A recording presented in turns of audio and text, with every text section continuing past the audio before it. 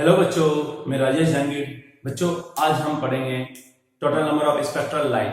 आप लोगों ने हाइड्रोजन स्पेक्ट्रम पढ़ा था। आपने देखा था कि इलेक्ट्रॉन ग्राउंड स्टेट से एक्साइट होता है एनर्जी लेकर के, और जब वो वापस से अपनी एनर्जी रिलीज करके ग्राउंड स्टेट में आता है तो डिफरेंट डिफरेंट टाइप की स्पेक्ट्रल लाइंस हमें मिलेंगी। और मैं कहूंगा यहाँ पे सीरीज मिलेगी, जिसे हमने Lyman series, Balmer series, Paschen series, Brackett series, Pfund series and Humphreys series कहा था। नाउ इन सीरीज के अंदर total number of spectral line कितनी होगी उनको आज हम देखते हैं। तो बच्चों, यहाँ पर पहले छोटा सा डायग्राम में बनाऊंगा। यहाँ पर आपने देखा, जब इलेक्ट्रॉन हायर सेल से लोअर सेल में जंप करता है, मैं समझाने के लिए ही यहाँ पर बता रहा हूं। तो ऐसे में डिफरेंट डिफरेंट सीरीज मिलेगी। सीरीज किस टाइप से होगी यहाँ पर हम देख सकते हैं बच्चों। ये इस तरह का डायग्राम हमने पहले भी बनाया था, और आपने देखा था कि इलेक्ट्रॉन अगर n इक्वल टू 1 में आता है, n equal to 2, n equal to 3, n equal to 4, n equal to 5, n equal to 6, n equal to 7 and n equal to 8। और ऐसे भी अगर आप आगे प्रोसीड करोगे तो यहाँ पर ये इनफाइनाइट नंबर ऑफ शेल मिल जाएंगे, और उससे बनने वाली सीरीज होगी वो इनफाइनाइट नंबर में हो जाएगी। तो बच्चों, यहाँ पर मैं कहूंगा n शेल से अगर मैं ये कहूंगा कि जब वो ग्राउंड स्टेट में रिटर्न होता है तो आपने देखा था कि लाइमन सीरीज मिली थी। क्या बच्चों? Lyman series. n शेल से, हायर शेल से अगर ग्राउंड स्टेट में आएगा तो लाइमन सीरीज मिली थी। या आपने देखा कि यहाँ पर टोटल नंबर ऑफ सीरीज कितनी होगी। आप कह सकते हो कि n शेल से आ रहा है। मान लेते हैं यहाँ पर किससे आ रहा है, ये n शेल से आ रहा है। ये मैंने n शेल यहाँ पर शो कर दिया, ये n शेल से आ रहा है। तो ऐसी सिचुएशन में यहाँ पर total number of spectral line के नंबर कितने होंगे बच्चों? n-1। मतलब एक पर्टिकुलर सीरीज में जो स्पेक्ट्रल नंबर है या स्पेक्ट्रल लाइन होगी वो लाइमन सीरीज के लिए होगी n-1। सिमिलरली अगर मैं बात करूं, यहाँ पर n इक्वल टू 2 में आता है, तो ऐसी सिचुएशन में क्या होगा बच्चों? आप कर सकते हो कि total number of spectral line होगी वो कितनी होगी? ये n सेल से आ रहा, n से जब 2 में आता तो n-2 मिलेगा। मतलब मैं यहाँ पर ऐसा कर सकता हूँ कि यहाँ हायर शेल n2 है, उसकी वैल्यू n है, और नीचे वाला शेल है n1 की वैल्यू इसके लिए 1 आ गई, इसके लिए 2 आ गई। तो एक जनरल फॉर्मूला बन सकता है। यहाँ पर मैं लिखूंगा बच्चों, total lines in a spectral series। ठीक है बच्चों, स्पेक्ट्रल सीरीज जैसे लाइमन, बामर, पार्शन, ब्रैकेट, यानी ईच सीरीज के अंदर कितनी यहाँ पर लाइंस मिलेगी वो होगा बच्चों n2 - n1। ऐसा कर सकता हूँ। अगर वो ग्राउंड स्टेट में आता तो n-1 ही हो जाएगा। तो मैं ऐसे कर सकता हूँ, for Lyman series total spectral line क्या होगी बच्चों? लाइमन सीरीज के लिए हम n1 की वैल्यू 1 रखेंगे, n2 की वैल्यू n ही रखेंगे, क्योंकि आपने देखा हायर शेल से लोअर शेल में आ रहा, लोअर कौन सा होगा फिक्स कर दिया। लाइमन सीरीज के लिए n1 की वैल्यू 1 कर दी, तो यहाँ पर आपका हो जाएगा n-1, ये हो जाएगा बच्चों। क्यों? क्योंकि यहाँ पर हायर सेल से इसमें आ रहा, यानी मैं n2 लिखूं तो ठीक रहेगा ज्यादा। तो अगर मैं बात करना चाहता हूं यहाँ पर कि हमें टोटल स्पेक्ट्रल लाइन कितनी मिलेगी हाइड्रोजन स्पेक्ट्रम में। मैंने पर्टिकुलर सीरीज की बात नहीं की, मैंने हाइड्रोजन स्पेक्ट्रम की बात की है। तो टोटल स्पेक्ट्रल लाइन मिलेगी, टोटल स्पेक्ट्रल लाइन बच्चों, इसे हम लिखेंगे n2 - n1 multiply by n2 - n1 plus n2 - n1 plus 1 divide by 2।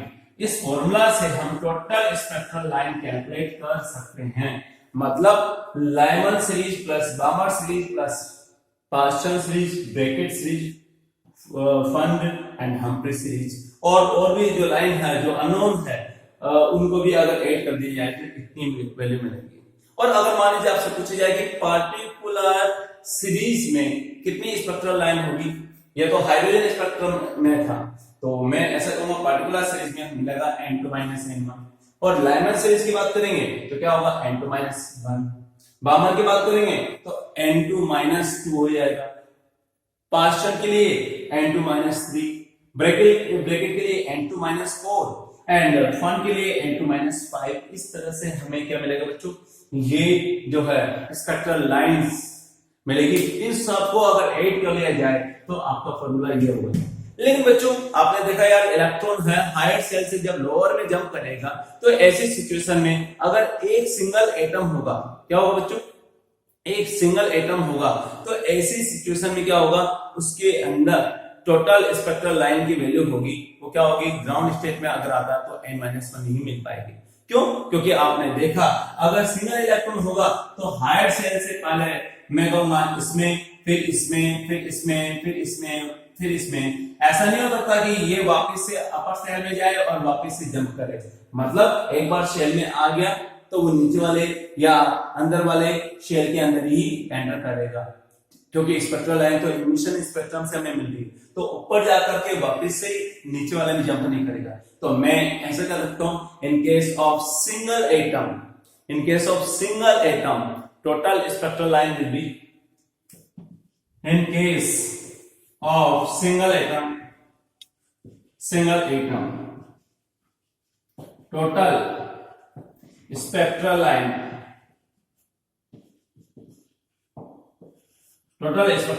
कितनी होगी बच्चों, सिंगल एटम वाले केस में यहां पर मैं लिखूंगा n2-, अगर वो ग्राउंड स्टेट में ही आता है ये, और मैक्सिमम के लिए ग्राउंड स्टेट में ही आएगा, तो मैं यहां पर मैं क्या रखता हूं बच्चों, n2-1, और ये लाइन क्या होगी, maximum.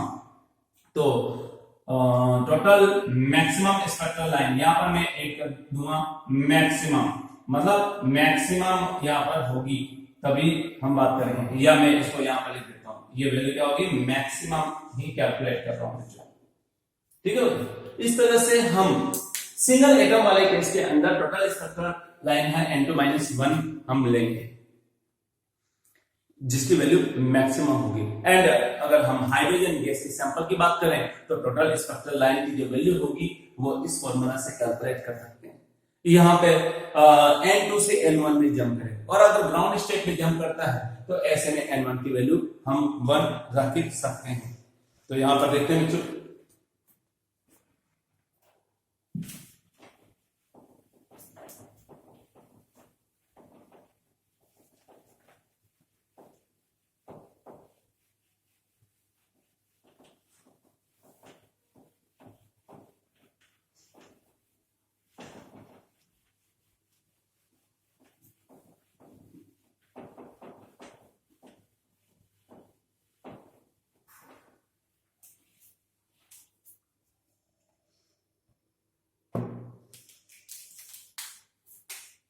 if electron jump from n to is equal to n shell to n1 is equal to 1, then maximum spectral line इसकी जो वैल्यू मिलेगी बच्चों वो होगा n-1/2। इस तरह से हम टोटल स्पेक्ट्रल लाइन की वैल्यू कैलकुलेट कर सकते हैं। चलिए अब एग्जांपल लेते हैं, क्या होगा, if electron jump from sixth excited state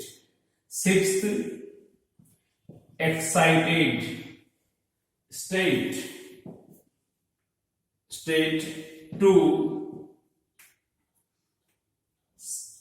second shell, then find total spectral line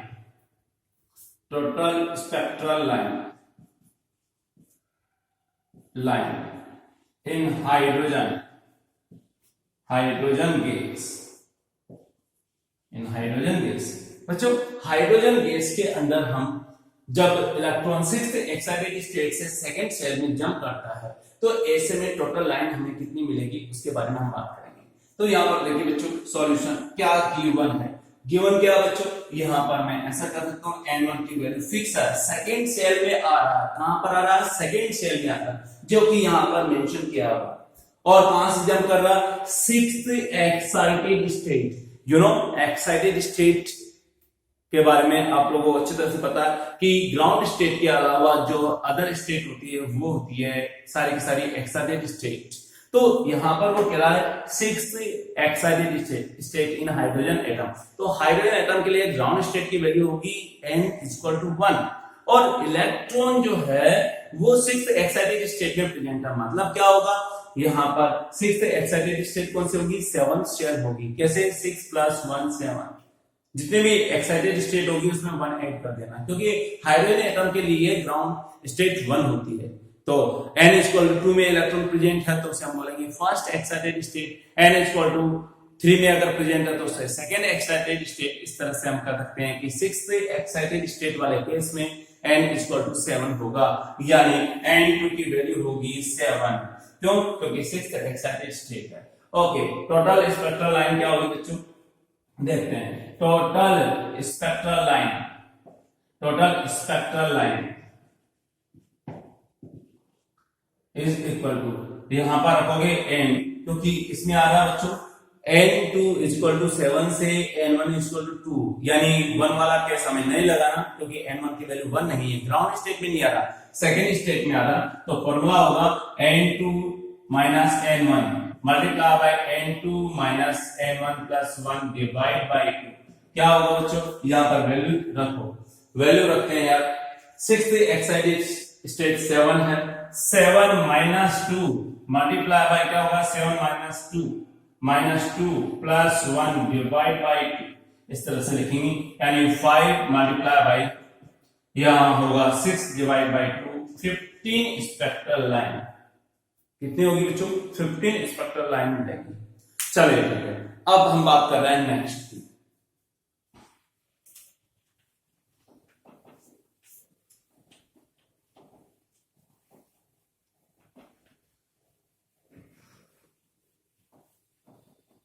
next question,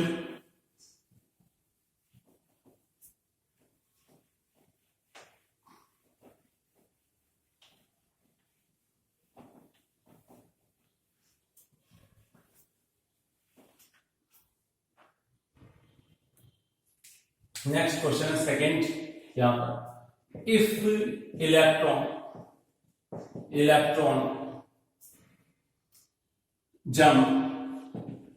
jump from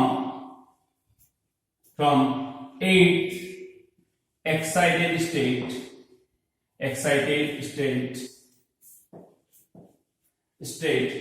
to ground state, 8th excited state up to ground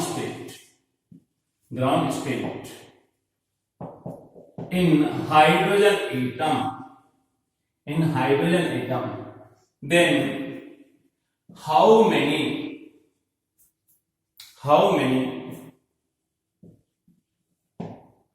lines will be present in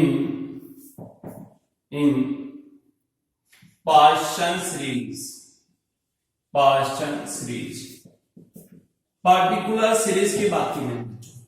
यहां पर आपने देखा 8 excited state का मतलब क्या होगा, 8 + 1 9, क्या होगा, 8 + 1 9 होगा। और किसमें आ रहा है बच्चों, यहां पर वो आ रहा है ग्राउंड स्टेट के अंदर आ रहा है। ग्राउंड स्टेट का मतलब क्या होता है, n1 = 1, यानी आप कह सकते हो कि यहां पर 9 स्टेट जो कि 8 एक्साइटेड स्टेट है, यानी n=9 से वो ग्राउंड स्टेट n1 में आ रहा है।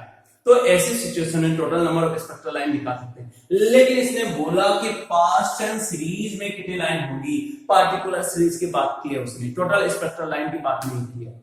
यानी टोटल स्पेक्ट्रल लाइन नहीं निकालना, एक पर्टिकुलर सीरीज में लाइन निकालना।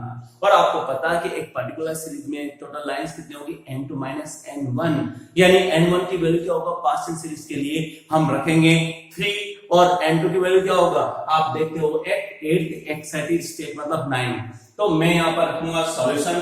बच्चों आपने देखा n2 for 8 excited state, 8 excited state क्या होगा यार, रखोगे n2 इक्वल टू क्या होगा 8 + 1 इक्वल टू 9। एंड मैं ऐसे कर सकता हूं, यहां पर हो जाए ग्राउंड स्टेट के लिए क्या होगा, ग्राउंड स्टेट इसके लिए क्या होगा, आप रख सकते हो n1 की जो वैल्यू होगी वो क्या होगी बच्चों 1 होगी। रखिए आप कैसे रख सकते हैं यार, यहां पर टोटल 3 पार्शियल सीरीज के लिए क्या होगा, यहां पर 3 होगा बच्चों। क्यों, क्योंकि मैं ऐसा कहूंगा पार्शियल सीरीज के लिए कैलकुलेट करूंगा तो यहां पर ये आएगा। मुझे ग्राउंड स्टेट से मतलब नहीं है, अगर टोटल लाइंस कैलकुलेट करते हैं तो ग्राउंड स्टेट यूज में लेते हैं, लेकिन मुझे पार्शियल सीरीज में लाइन कैलकुलेट करनी है, इसलिए टोटल लाइन इक्वल टू आपका हो जाएगा n2 - n1।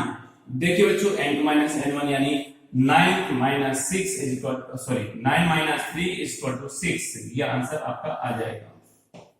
इस तरह से हम टोटल जो है लाइंस एक पर्टिकुलर सीरीज पार्शियल सीरीज के अंदर हम फाइंड आउट कर सकते हैं। चलिए नेक्स्ट क्वेश्चन की बात करते हैं। इसी टाइप का क्वेश्चन है लेकिन मजेदार क्वेश्चन है। क्या है बच्चों,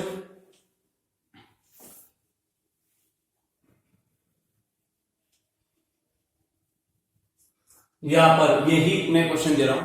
if electron jump from 8 excited state to ground state in hydrogen atom, then how many line will be present in infrared region of spectrum? Infrared reason of spectrum मतलब infrared reason है light के spectrum का, तो उसमें कितनी lines हमें मिलेगी। या आपको पता है कि n1 = 1 में अगर इलेक्ट्रॉन जंप करता है तो यूवी लाइट वाले पार्ट में आता है, अगर n2 या n1 = 2 में आता है तो ऐसे में क्या होगा, वो आपका मिलेगा विजिबल पार्ट के अंदर, जैसा हमने बामर सीरीज के बारे में बोला था कि विजिबल पार्ट में। लेकिन इंफ्रारेड वाला जो पार्ट होगा वो क्या होगा, n1 = 3 यानी थर्ड में आता है या फोर्थ में आता है या फिफ्थ में आता है या सिक्स्थ में आता है, तो वहां पे इंफ्रारेड इंफ्रारेड आपको मिलना स्टार्ट हो जाता है। तो हम जनरली बात करेंगे बच्चों, यहाँ पर जो है मैं थोड़ा यहाँ 8 एक्साइटेड स्टेट की जगह मैं यहाँ पर इसको 5th एक्साइटेड स्टेट लिख देता हूं ताकि क्वेश्चन और भी आसान हो जाए। यहाँ पर क्वेश्चन नंबर 3 है। चलिए बच्चों, तो 5th एक्साइटेड स्टेट से किसमें आ रहा, यहाँ पर ग्राउंड स्टेट में आ रहा, लेकिन हमें जो है इंफ्रारेड रीजन में total number of spectral line find out करनी है, यानी इंफ्रारेड रीजन में कौन कौन सी लाइंस होगी तो उसके बारे में देखते हैं। सॉल्यूशन आपने देखा है, कौन सी एक्साइटेड स्टेट में है इलेक्ट्रॉन, 5th एक्साइटेड स्टेट। तो मैं कहूंगा यहाँ पर n2 की वैल्यू होगी बच्चों 5 + 1 = 6। यहाँ पर इसे हम कहेंगे 5th excited state,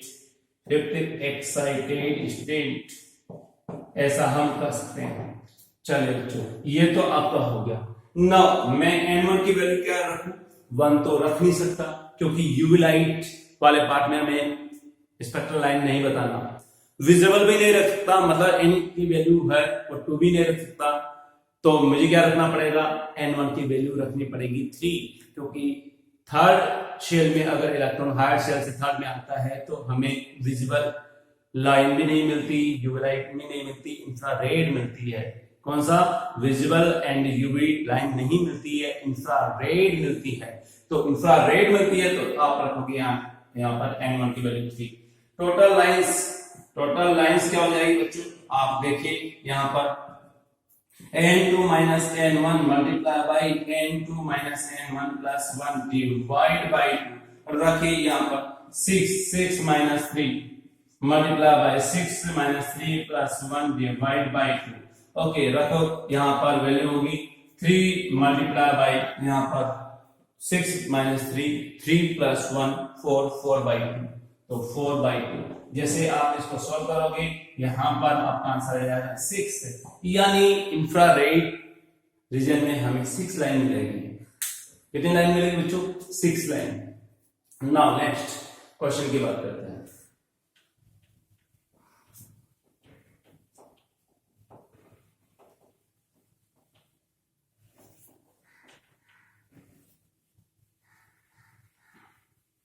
Question number 4. When electron jump from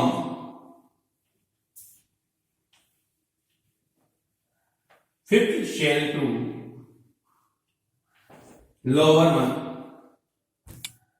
then question लिखते हैं बच्चों।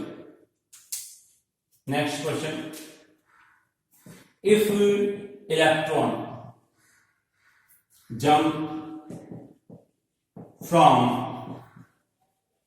higher shell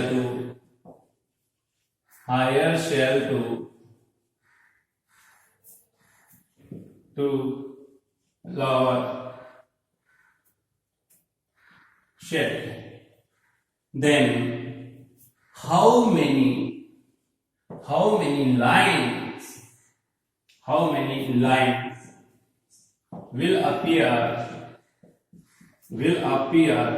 in visible region of spectrum। चलिए बच्चों, विजिबल रीजन में हमें बताना है। सॉल्यूशन देखिए क्या होगा। पहली बात तो किससे आ रही है बच्चों? यहाँ पर हायर शेल कौन सा होगा? यहाँ पर फिफ्थ लिख देता हूँ, फिफ्थ शेल। हायर शेल कौन सा? फिफ्थ शेल से लोअर वन में ये जंप कर रहा है, तो विजिबल पार्ट में हमें कितनी स्पेक्ट्रल लाइन मिलेगी? तो सॉल्यूशन देखिए बच्चों, आपने देखा विजिबल जो रीजन होता है वो इलेक्ट्रॉन हायर शेल से अगर सेकंड शेल में आता है तब हमें मिलता है, लेकिन उसमें भी आपने देखा था कि केवल और केवल 4 लाइन ही विजिबल पार्ट में हमें मिलती है। कितनी? 4 लाइन ही मिलती है, इसके अलावा नहीं मिलती। और यानी आप देख सकते हो, अगर 6 से इलेक्ट्रॉन सेकंड में आता है, 5th से सेकंड में आता है, 4th से सेकंड में आता है, या 3rd से सेकंड में आता है, तभी हमें यहाँ पर विजिबल लाइन मिलेगी, अदरवाइज हमें विजिबल लाइन नहीं मिलेगी। तो केवल 4 लाइन मिल सकती है, लेकिन उसकी रेंज क्या होगी? 6th से 2, 5th से 2, 4th से 2, 3 से 2। ये हमने पढ़ा था लास्ट लेक्चर के अंदर। तो बच्चों आज देखिए, यहां पर मैं ऐसा कर सकता हूं, 5th शेल में है, इसका मतलब n2 की वैल्यू क्या होगी बच्चों? 5 है, यानी 5 इज लेस देन 6, क्योंकि 6th शेल से ही अगर इलेक्ट्रॉन जंप करेगा या उससे लोअर शेल से ही इलेक्ट्रॉन सेकंड शेल में जंप करेगा तो ऐसे में विजिबल मिलेगा। अगर 7th शेल से जंप करेगा या 8th से जंप करेगा तो वो विजिबल पार्ट में नहीं आएगा, क्योंकि उसकी एनर्जी बढ़ जाएगी और वो यूवी पार्ट के अंदर चला जाएगा। तो यहाँ पर मैं लिखूंगा, ऐसे सिचुएशन में क्या होगा, हम फॉर्मूला अप्लाई कर सकते हैं। n1 की वैल्यू क्या होगी? 2, क्योंकि विजिबल पार्ट है इसलिए 2 होगा। तो मैं कहूंगा विजिबल लाइंस कितनी होगी बच्चों? विजिबल लाइंस होगी n2 माइनस n1, दोनों का डिफरेंस। लेकिन कब तक के लिए वैलिड है ये? जबकि वैल्यू 6 से कम हो, यानी n2 की वैल्यू 6 से अगर कम है तो हम ऐसा कॉन्सेप्ट अप्लाई कर सकते हैं। यहां पर होगा 5 माइनस 2 इक्वल टू 3, यानी 3 लाइंस हमें विजिबल पार्ट के अंदर मिलेगी। नाउ एक क्वेश्चन और सॉल्व करते हैं।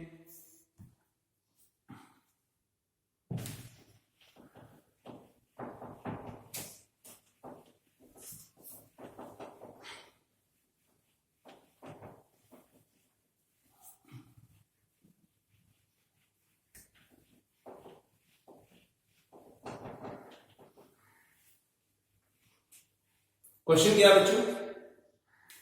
मार्जिनल लाइन, उसकी वेवलेंथ दी हुई है, किसकी? ब्रैकेट सीरीज की। तो क्वेश्चन है, if wavelength of marginal line of bracket series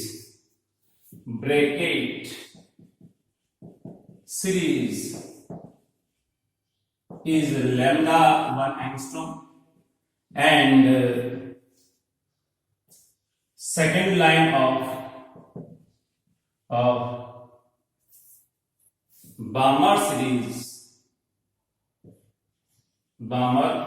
series have wavelength lambda 2 angstrom. Find the relationship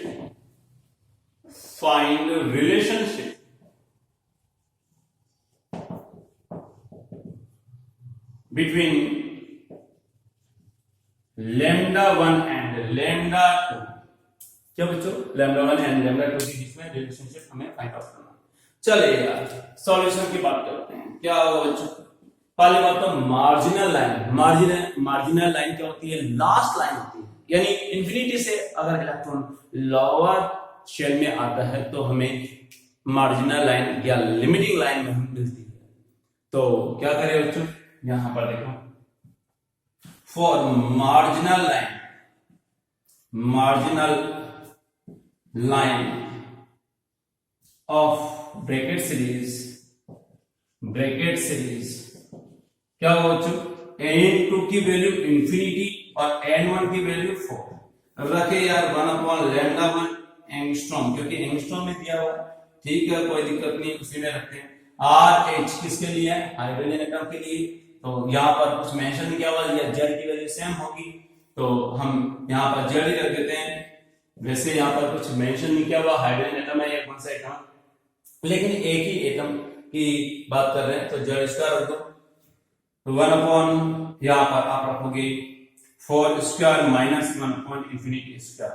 solve तो करो इसको, RH Z square divide by 16, ये पहले इक्वेशन मिलेगी। नाउ मैं कहूंगा कौन सी line, second line of Balmer series, या बामर सीरीज की फर्स्ट लाइन क्या होती है बच्चों, 3 से 2 में इलेक्ट्रॉन आएगा तो फर्स्ट लाइन मिलेगी, 4 से 2 में आएगा तो सेकंड लाइन मिलेगी। इसका मतलब मैं ऐसा कर सकता हूं, बामर सीरीज के लिए फिक्स है n1 की वैल्यू 2 तो फिक्स है, लेकिन सेकंड लाइन की बात कर रहे हैं तो यानी n2 की वैल्यू क्या होगी 4 और n1 की वैल्यू क्या होगी बच्चों यहाँ पर 2। ठीक है, तो रखेंगे for बामर series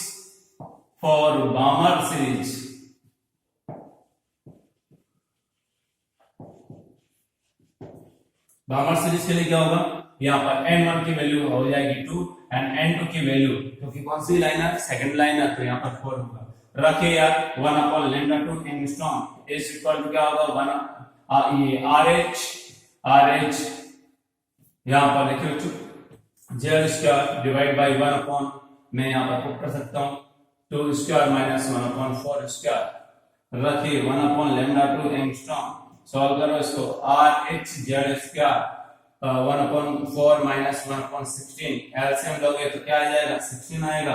1/λ2 angstrom is equal to RH Z square, 16 LCM लीजिए बच्चों, यहाँ पर आपका होगा 4 से 16 डिवाइड होगा 4, ये 1 इस तरह से, तो 3/16 आ जाएगा। 1/λ2 एंगस्ट्रॉम इज इक्वल टू क्या होगा बच्चों, मैं ऐसा कर सकता हूँ RH Z square multiply bye 3/16, ये आपका होगा सेकेंड, क्या होगा सेकेंड। ठीक है, इस तरह से यहां पर देखते हैं रिलेशनशिप फाइंड आउट करना बच्चों।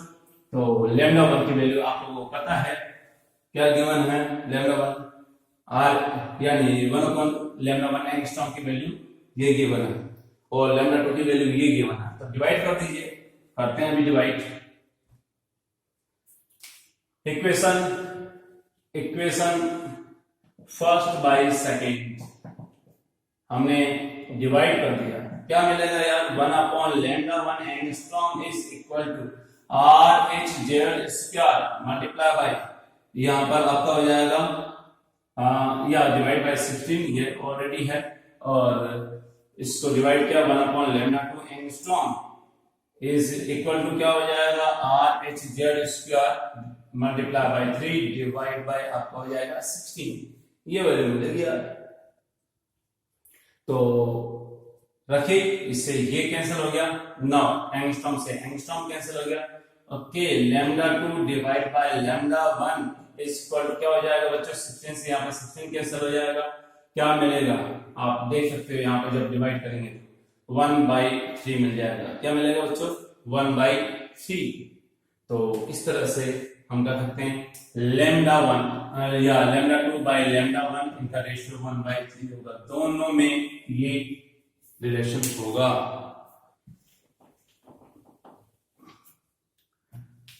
इस तरह से बच्चों total number of spectral line हम कैलकुलेट कर सकते हैं। हाइड्रोजन स्पेक्ट्रम में कितनी लाइंस मिलेगी और उसका कलर क्या होगा, किस पार्ट के अंदर आएगी, उनके बारे में हम डिस्कशन कर सकते हैं। Thank you.